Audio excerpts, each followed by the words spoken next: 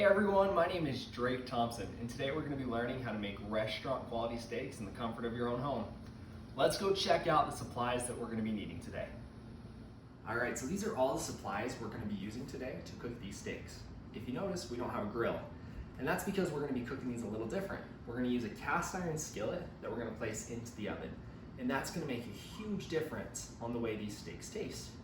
So we need this cast iron skillet, and then for seasonings, we're just going to use salt and pepper. Because these are the only two spices we're using, I do recommend buying a little bit higher quality of salt and pepper, and that will go a long way with the taste. And the last thing we're needing is the avocado oil. We're going to use that to dump in the pan, spread it around just to make sure nothing sticks to the bottom during that cooking process. You can use a lot of different kinds of oils, but I've noticed from setting off the smoke alarms a few too many times, the avocado oil works a little better. We learned from Alicia Fetters from US News Today that avocado oil doesn't have a smoking point until 468 degrees Fahrenheit, and that's higher temperatures than what we'll be cooking at today. And so it works great for making steaks. All right, now we're gonna talk about going over preparing the meat.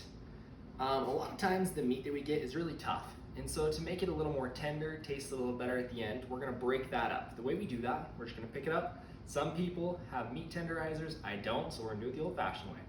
You're just gonna give it a few slaps on both sides. And that's gonna really make it so later when we're eating the steak, it really has that nice tender taste to it. Okay, and then after that, we're gonna season it. Like I said, we're just using the salt and pepper. So we're gonna go ahead and put a good amount of salt and pepper on each side of that steak.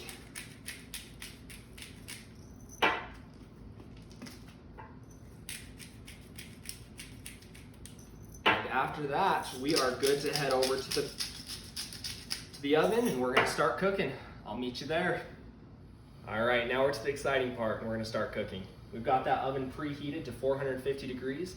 As it's been warming up, we have that skillet already in there heating up with it. So when we pull it out, it's gonna be really hot and good to go. We've got the burner set. Let's get started. So we're gonna pull that skillet out. Just make sure that avocado oil is covering the bottom. And we're gonna throw a steak on there.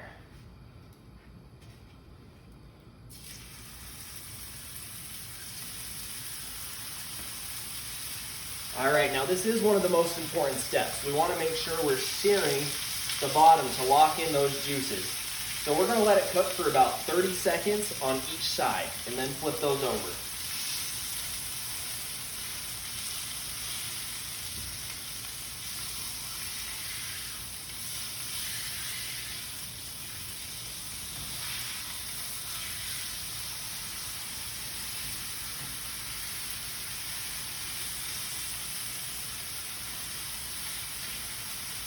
All right, and once we got those edges nice and seared, we can go ahead and throw that in the oven.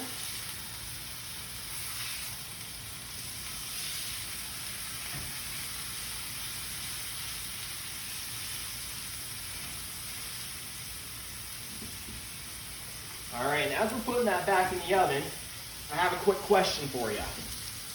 Why are we able to eat meat that still has that pink on the inside? So the answer is Jed Marrero from the University of Central Florida explained that for us, that with beef steaks, this is strictly with beef steaks, the bacteria is on the outside. It hasn't penetrated to that inside. So when we sear the outside of that steak really well, it's killing off all the things that can make us sick. So that's how we're able to have that nice pink medium steak and feel fine afterwards. And how I like my steaks cooked is at that medium level. And how we know it's done is we have a thermometer, and we're gonna stick that right into the middle of the steak.